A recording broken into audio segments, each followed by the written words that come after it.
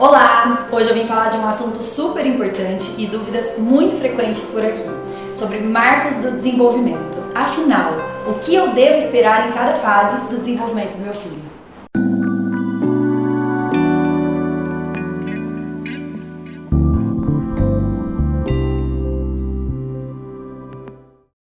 Olá pessoal! Hoje nós viemos aqui falar um pouquinho sobre esse assunto tão importante que são os marcos do desenvolvimento. E claro, eu não poderia deixar de convidar duas pessoas super especiais que são mais do que entendidas sobre esse assunto. A Thaisa, que é lá da Clínica Sensus Vitae, ela é terapeuta ocupacional, e a Mayara, que é psicóloga, também da clínica aqui de Franca, da Clínica Amplitude. Então, eu acho que vai ser um bate-papo muito bacana. Nós vamos falar aqui um pouquinho do que esperar em cada fase e vamos lá. Então, para a gente começar aqui esse bate-papo, o que são os marcos do desenvolvimento? Bom, os marcos do desenvolvimento são as características que cada criança vai atingir em determinada fase da vida dela.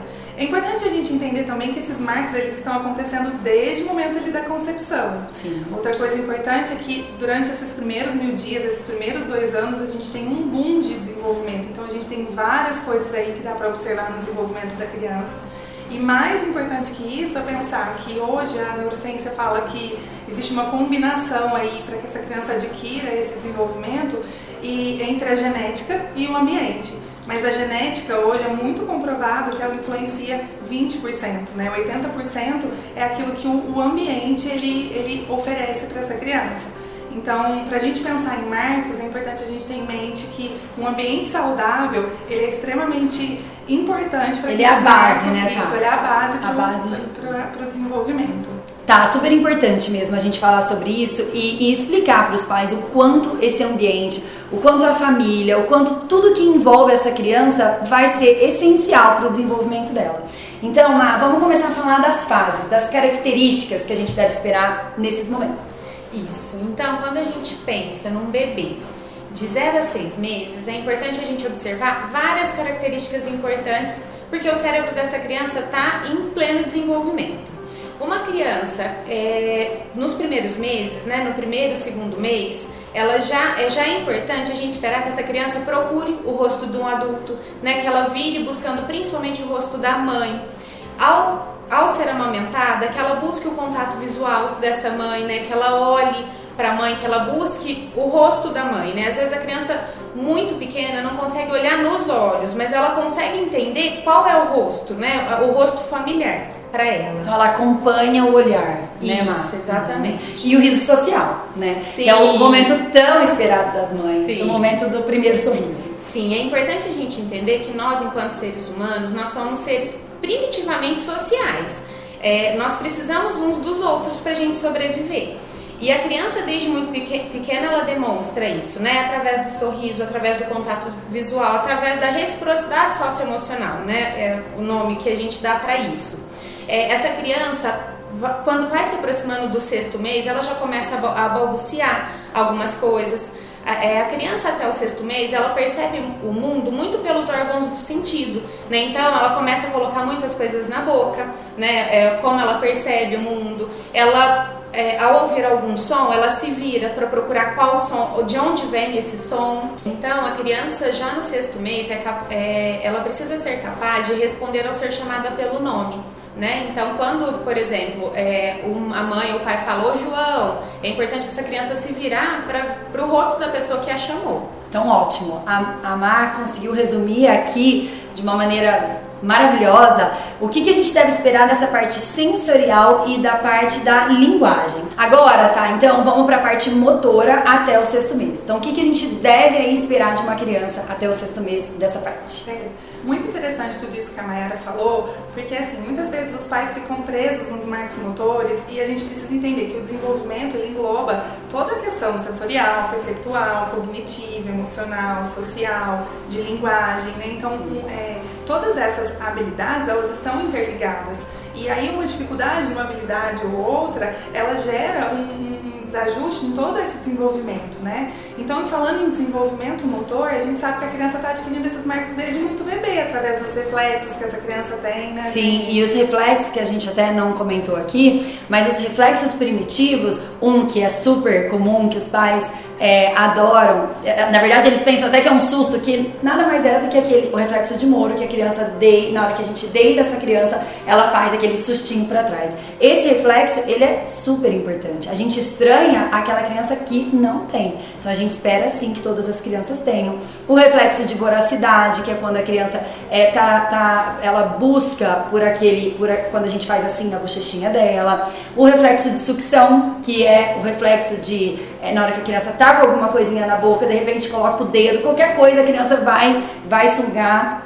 Então, esses e outros, falei os principais, mas que a gente deve esperar, né? Tá. Esses reflexos, eles vão amadurecendo, né, e tornando comportamentos voluntários, né? Sim. Então, por volta de 3 meses, essa criança já tem que estar conseguindo controlar o pescocinho quando você coloca ela de barriguinha para baixo. Que é o tummy time, que eu falo tanto aqui do tummy time. Sim. A gente também, por volta de 4 meses, aquele reflexo palmar, né? Que a criança segurava o dedinho da mãe e a gente achava, já tá segurando, que na verdade era reflexo. Era um reflexo também. Com 4 meses já fica também como um movimento voluntário para ela começar a pegar aquilo que é oferecido para ela.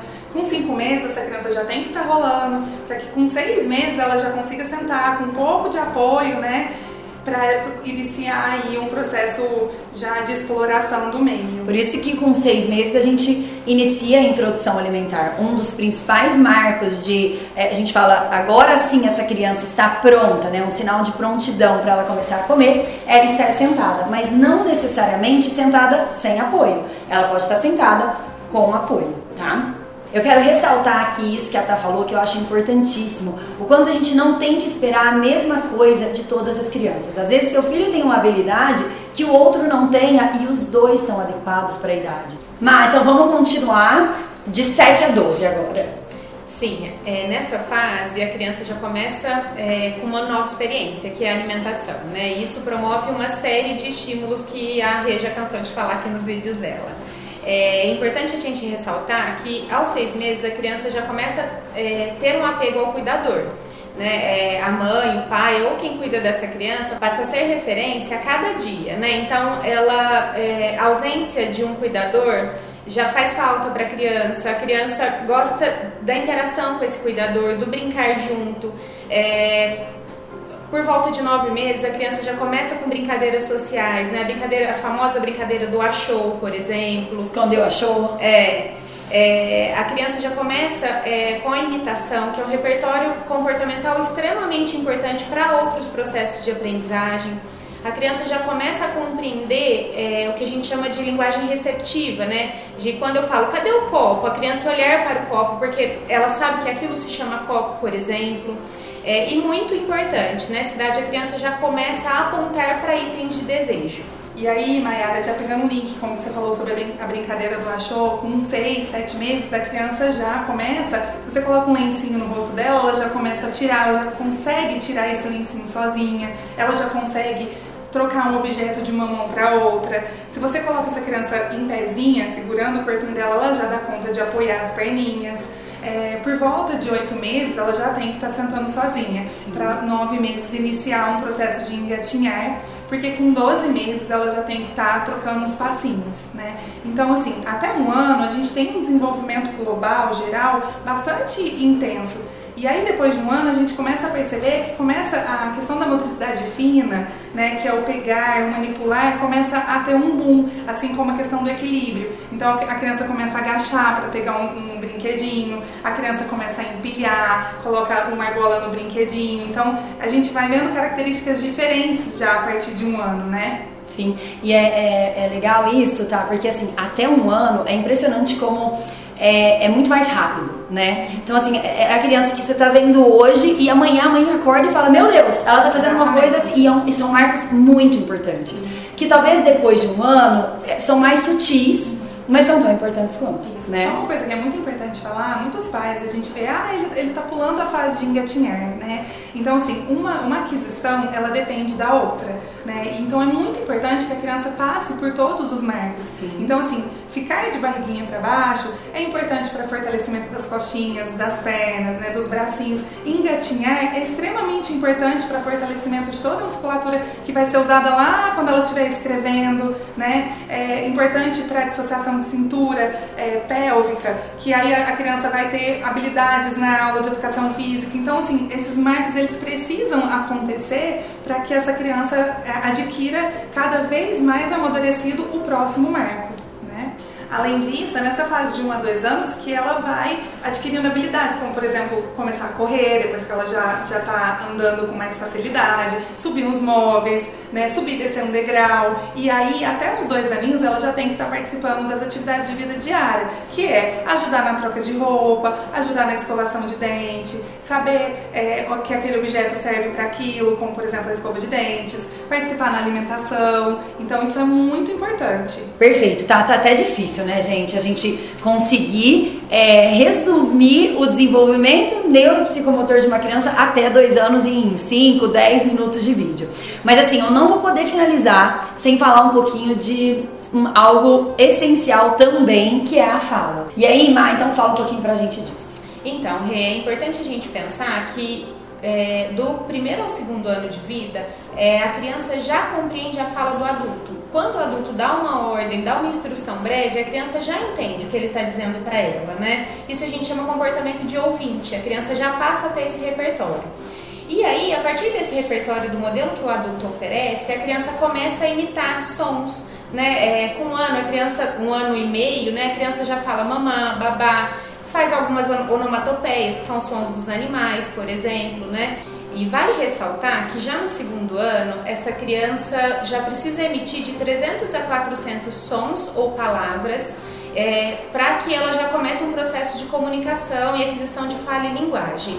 E nesse sentido, o ambiente tem um papel fundamental, né? Porque a família pode estimular essa criança para que ela consiga alcançar esses marcos do desenvolvimento que nós trouxemos. Ótimo, Má. E já linkando sobre essa parte do ambiente, a gente já resolveu fazer um próximo vídeo falando e ensinando vocês quais devem ser os estímulos que a gente deve dar para cada fase do desenvolvimento. Semana que vem vai estar aqui e eu quero agradecer muito o nosso bate-papo de hoje, foi muito gostoso, eu tenho certeza que vai ser muito importante para todos vocês que estão aí com essas meninas maravilhosas, que eu sou fã do trabalho delas, então muito obrigada, tá? Muito obrigada, Má. Muito obrigada a você pelo convite. Nós que agradecemos. Beijinho. Beijo.